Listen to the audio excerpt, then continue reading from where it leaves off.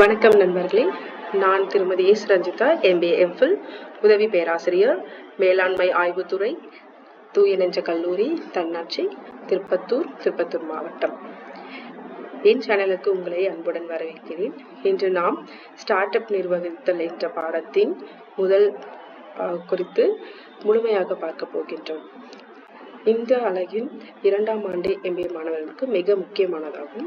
ஏனெனில் இதில் start up என்றால் என்ன, அது எப்படி உருவாகிறது, எந்த சூழலில் வளர்கிறது, எந்த காரணங்களால் வெற்றி அல்லது தோல்வி அடைகின்றது என்பதற்கான அடிப்படை கருத்துக்கள் விளக்கப்படுகின்றன.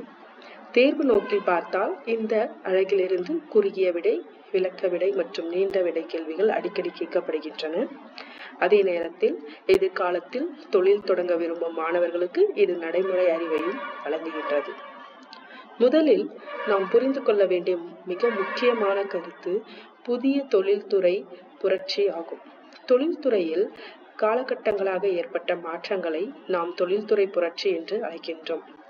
முதல் தொழில்துறை புரட்சி நீராவி சக்தியை அடிப்படையாக கொண்டு நடந்தது. 2வது தொழில்துறை புரட்சி பெருமளவு உற்பத்தி மற்றும் தொகுப்பு முறைகளை அறிமுகப்படுத்தியது. 3வது தொழில்துறை புரட்சி கணினி மற்றும் தானியங்கியை அடிப்படையாக கொண்டது. தற்போது நாம் 4வது தொழில்துறை புரட்சி காலகட்டத்தில் வாழ்ந்து கொண்டிருக்கிறோம். இந்த புரட்சியின் முக்கிய தன்மை என்னவென்றால், இதில் தொழில்நுட்பம் மட்டும் தனியாக செயல்படவில்லை, தொழில்நுட்பமும் மனித வாழ்க்கையும் ஒன்றாக இணைந்து செயல்படுகின்றன.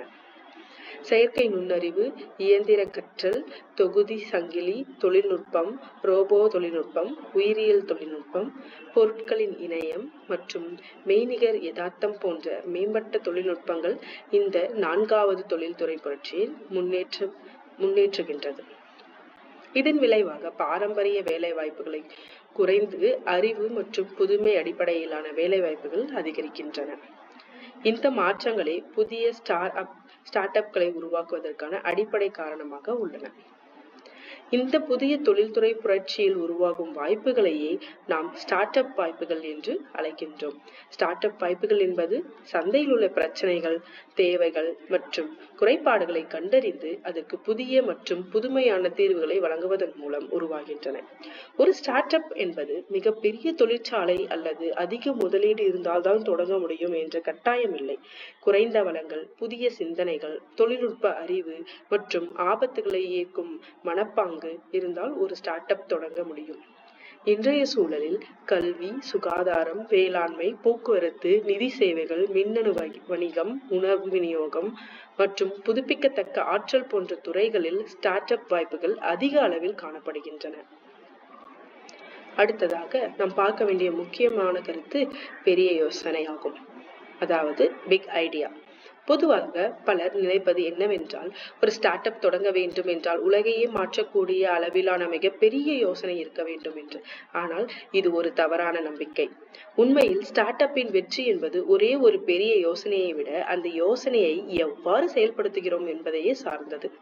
பல வெற்றிகரமான தொழில் முனைவோர் ஆரம்பத்தில் சாதாரணமான யோசனைகளுடனும் தொடங்கி சந்தையின் தேவையை புரிந்து கொண்டு தொடர்ந்து மேம்படுத்தி அதை பெரிய நிறுவனங்களாக மாற்றியுள்ளனர். ஆகவே பெரிய யோசனை இல்லாதது ஒரு தடையல்ல, செயல்பட தயங்குவதுதான் உண்மையான தடையாகும். மேலும் ஒரு ஸ்டார்ட் அப் யோசனையை முழுமையாக புதிதாக இருக்க வேண்டும் என்ற கட்டாயமும் இல்லை. ஏற்கனவே உள்ள யோசனைகளை சிறிது மாற்றி மேம்படுத்தி அல்லது புதிய சந்தைக்கு ஏற்றவாறு பயன்படுத்தினாலும் அது ஒரு சிறந்த ஸ்டார்ட் அப் யோசனையாக மாறலாம். பல முதலீட்டாளர்கள் முற்றிலும் புதிய யோசனைகளை விட சந்தையில் தேவை உள்ள நிரூபிக்கப்பட்ட யோசனைகளே விரும்புகின்றார்கள். பல வெற்றிகரமான நிறுவனங்கள் ஆரம்பத்தில் வேறு நோக்கங்களுக்காக தொடங்கப்பட்டாலும் சந்தையின் தேவைக்கு ஏற்ப தங்களை மாற்றிக்கொண்டதால் வெற்றி பெற்றுள்ளன. இந்த மாற்ற செயல்முறையை நாம் திருப்புமுனை என்று அழைக்கின்றோம். யோசனைகளை உருவாக்குவதற்கான மிக முக்கியமான முறையாக குழு சிந்தனை இருக்கின்றது. குழு சிந்தனை என்பது ஒருவராகவோ அல்லது குழுவாகவோ இணைந்து அதிக எண்ணிக்கையிலான யோசனைகளை உருவாக்கும் படைப்பாற்றல் செயல்முறையாகும். இந்த முறையில் யோசனைகளை உடனடியாக விமர்சிக்க கூடாது. எந்த யோசனையை தவறானது அல்லது சாத்தியமற்றது என்று ஆரம்பத்திலேயே நிராகரிக்காமல் அனைத்து யோசனைகளையும் பதிவு செய்ய வேண்டும். சரியான சூழல், சரியான பங்கேற்பார்கள் மற்றும் தெளிவான பேச்சு வரையறை இருந்தால் குழு சிந்தனை வெற்றிகரமாக அமையும். எழுத்து சிந்தனை, சுற்று முறையிலான சிந்தனை, ஆற்று சிந்தனை தொப்பிகள், மாற்றியமைக்கும் முறை, மனை வரைபடம் மற்றும் பாத்திர சிந்தனை போன்ற முறைகள் பல புதுமையான யோசனைகளை உருவாக்க முடியும்.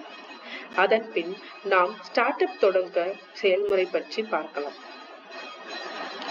ஒரு ஸ்டார்ட் அப் தொடங்குவது என்பது யோசனை வந்தவுடன் உடனே வணிகத்தை ஆரம்பிப்பது அல்ல. அதற்கு ஒரு திட்டமிட்ட செயல்முறை அல்லது முதலில் சந்தையில் உள்ள பிரச்சனையை அடையாளம் காண வேண்டும். அதன் பிறகு அந்த யோசனைக்கு நடைமுறையில் செயல்படுத்தக்கூடிய தீர்வை உருவாக்க வேண்டும். அந்த தீர்வை ஒரு வணிக திட்டமாக மாற்ற வேண்டும்.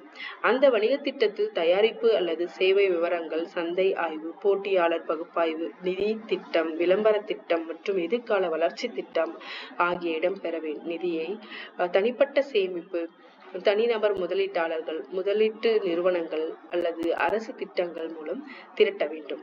திறமையான மற்றும் அர்ப்பணிப்பு கொண்ட குழு இல்லாமல் எந்த ஸ்டார்ட் அப் நீண்ட காலம் வெற்றி பெற முடியாது. அதே போல சட்டப்பூர்வ பதிவுகள், வரி விதிமுறைகள் மற்றும் விதிமுறை பின்பற்றுதலும் அவசியம்.